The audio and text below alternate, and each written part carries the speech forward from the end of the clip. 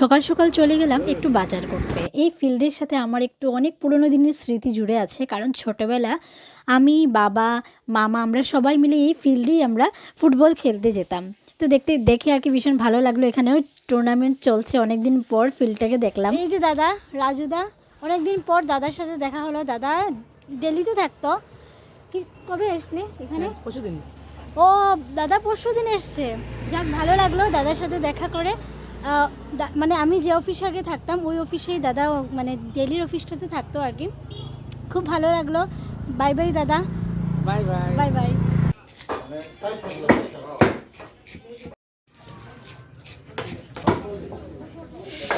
টাকা 110। গেছিলাম একটু বাজার করতে, এই যে বাজার করে নিয়ে এসেছি। আসার সময় লাস্টে মাসির সাথেও দেখা হয়ে গেলো। এই ছিল আমার ছোট্ট একটি ভিডিও। কেমন লাগলো সবাই জানাবেন, একটু ভালো লাগলে প্লিজ একটি লাইক করে দেবেন।